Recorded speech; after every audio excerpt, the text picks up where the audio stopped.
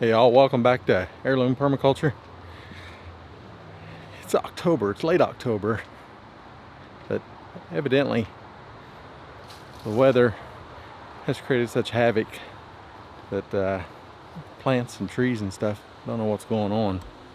Things are acting strange. People are acting strange. What are you doing? Oh, sorry about the wind. Hopefully a last cleanup for fall. That's what I'm doing. We thought we were done mowing already, but I had to mow again.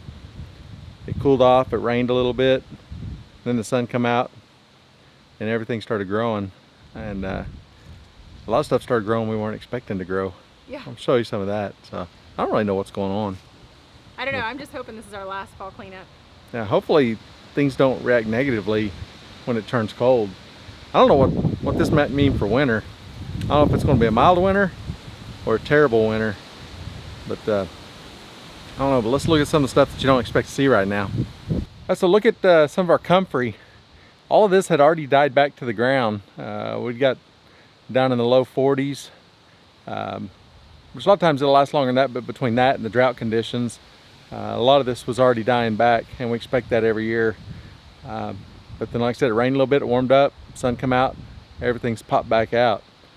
So we may get to do some more splitting or some more harvesting. We could do some. Nothing really needs any of the chop and drop right now, so we won't use it for fertilizer on anything. But you see the majority of them have come back like crazy. Some of the other ones barely or not at all. Any of the ones that aren't growing right now, I'm not too worried because we don't expect them to. By the way, we just got back from the mountains. We've been spent a few days down the Ouachita Mountains and then moved over to the Ozark National Forest. You know, for Oklahoma and Arkansas, that's our mountains. That's so the Ouachita National Forest and Ozark National Forest. Did some trail riding, some camping, had a good time. Took kids, two of them anyways, and we went and hung out and put the Jeep through its paces. Got to practice some of our skills and just have a good time and enjoy some nice starry nights and a good campfire. So it's always good to get the Jeep dirty. So you can see here on the Santa Rosa plum tree, got new growth. It had already shed all of its leaves. Of course, a lot of that was affected by the drought, but stuff that we thought was done for the year, getting some fresh growth on it. Elderberries, same thing, a lot of new green growth. A lot of the like the goji, it's greening back up. But I tell you, the one that showed me the biggest curve is this pear tree, and there's actually one in the back doing it too. But if you look at it, it's got blossoms on it. I noticed this while I was mowing, and I don't know, I guess the trees are as confused with the world right now as we are, but obviously we're not going to get any fruit. But I haven't ever seen them. I've seen them green up in the fall, or kind of re-green, kind of rejuvenate, not go from absolutely bare to greening up, but kind of get a second wind. But to have blossoms on it that we didn't even notice there were buds, it's done it that fast. Oh, again, this elderberry, big one, is greening back up. Peach tree looks about like it did. It didn't change much. But kind of walking around everything, kind of see the status. There's people asking about the rest of the garden. This part still under tarp. We might pull one or two of those off.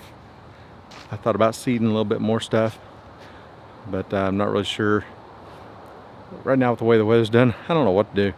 I don't know if we'll be successful or just waste seed, but then again, seed's kind of cheap. And if it does work out and we end up with that much more food, then hey, it was worth it. But we do have the stuff growing in the tunnel, so we need to water it. So let's go ahead and take a look in there and get some water going. Show you the progress on everything that we planted in the last garden video you saw.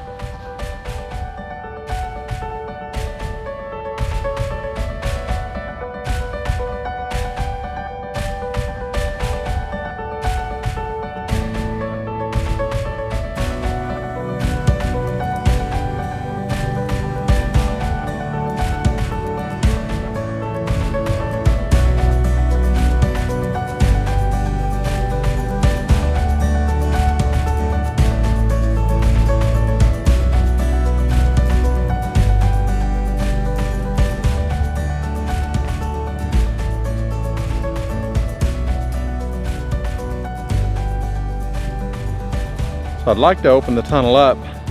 It's a little warm in here for what we're growing, but with these 35-mile-an-hour wind gusts today and chance of severe storms later, it's a little risky, especially with the tender plants that we have. Well, two things: we could have damage to the tunnel, wind getting under it. We've been really fortunate since we installed it with the earth anchors and everything, but I never like to just, you know, thumb my nose at Mother Nature and say do your best. But we also got these very tender plants. We could easily, 35-mile-an-hour winds could break the stems. And we do leave it open, you know, with decent breezes. Helps build strength to the stems of the plants. But 35 is pretty stout, especially if with the wind focused coming in underneath when you open the sides. You know, these broccoli plants right here, you know, they could suffer a little damage. A lot of the other greens and stuff will probably be all right. But if you remember from our planting video, we have Hakurei turnips, I believe. Yeah, Hakurei salad turnips over there. Here we have kale. We have both the red kale and dinosaur or lacinato kale just blended together. Third bed is broccoli, and we'll thin that out as they get a little more mature. Just to give the correct spacing for broccoli. And over there, the two outside rows are bok choy, and we had a tiny bit of purple bok choy seed, so we just mixed it in with it. So there's random purple in with white or green bok choy, and then 2 rows of spinach to the inside of that. And while we were playing around in the forest, things grew pretty well, so we've actually got a little bit of harvesting to do on some of the spinach and bok choy. We typically let those get a little bit bigger, but we could eat it, so we may be eating some fresh stuff already. So she's hiding over here out of camera. I don't know why. We've been working, been mowing, weed eating, trimming shrubs, trying to make the place look halfway presentable again. Like somebody lives here. Doesn't look be nice abandoned. Yeah. But So one cool thing about the broccoli, when we thin that out, you can actually eat the broccoli leaves, yeah, just like any other green, so they won't be wasted. Yeah, just yeah. go in salads or something. That's why I wasn't too worried about seeding them heavy and too dense, because yeah, just pluck those plants and then just throw them in with salad or whatever. Tastes like broccoli. It does. It's really good. It's very tender too. So. Yeah. But I told him I was trying to decide whether or not to plant anything outside, but I don't know. The only thing we talked about is maybe carrots. We've still got a lot in the freezer. We don't have any fresh carrots to eat. If we decide to, we'll have to put a tunnel over it, or a little low yeah, tunnel a little low tunnel or something. Our weather's too unpredictable. Yeah, but we got quite a bit growing in here.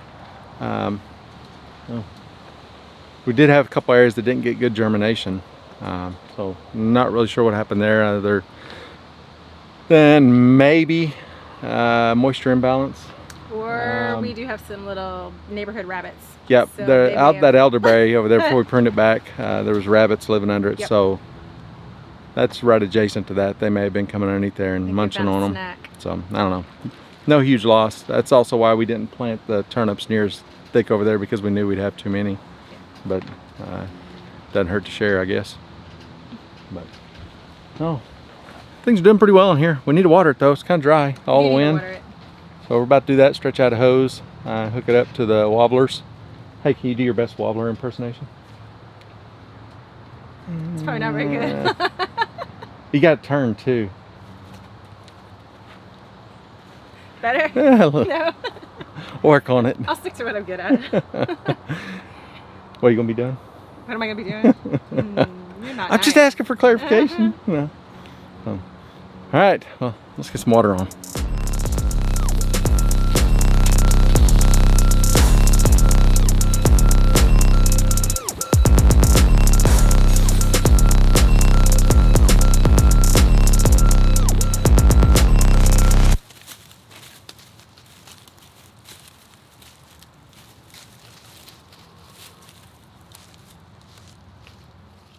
Now, so back here is pretty much just like out front.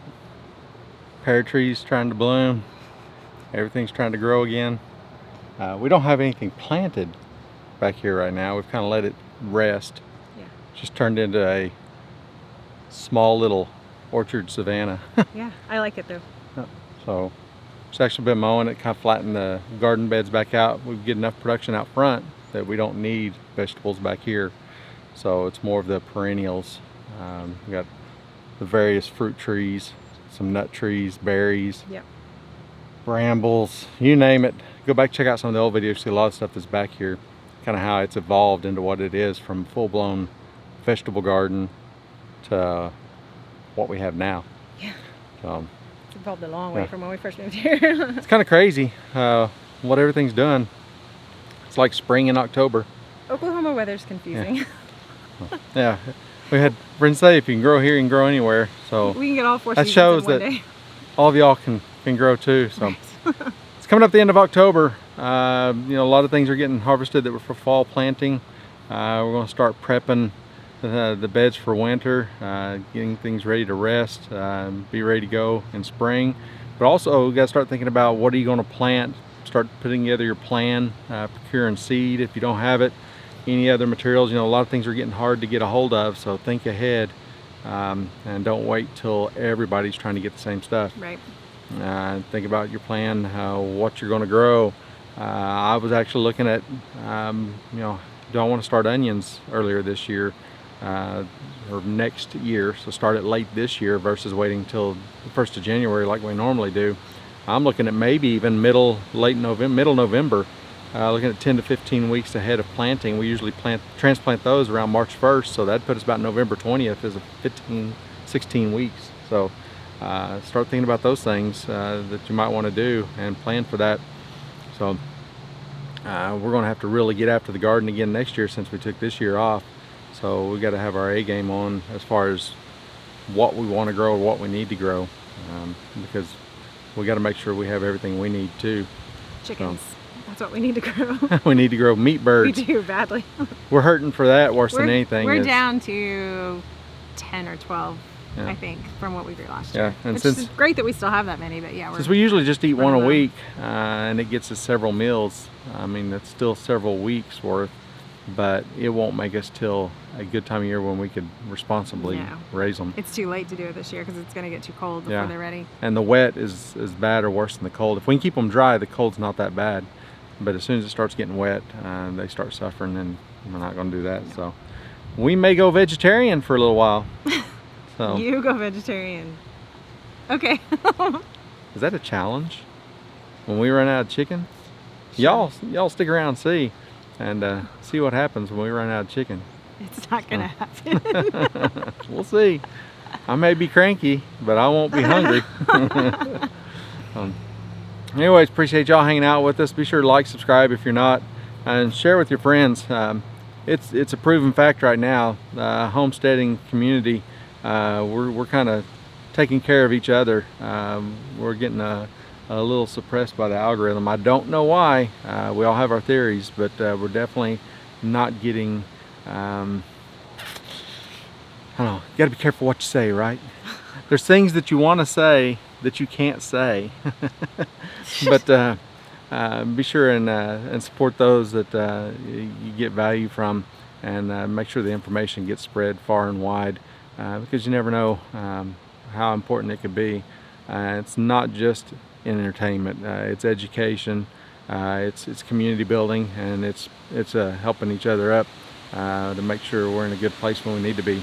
So, all right, well, more gardening to come. No we reached out there and talked to y'all and see what you're really interested in. We still want to share some of the other information that we feel is really important, but we'll try to really focus on those roots that you all want to see from us, and make sure that we don't neglect the gardening part. Just because we were taking a break from it, there wasn't a lot of content this year to provide on the gardening, but there's a lot of other stuff, and we got to make sure all aspects are covered. But 2022, yeah, that's next year. Yeah. There'll be a lot more gardening, and I think we'll probably try a few new things, try to fine-tune the skills and the materials, try to become less dependent on some of the other additives and amendments, and see what we can do and still achieve the high efficiency, high volume that we did in 2020. And we got to know how to do that in case things we need aren't available. But plan for the best, prepare for the worst, and have what you need to succeed either way. So, all right, we'll see you in a bit. Bye. Bye.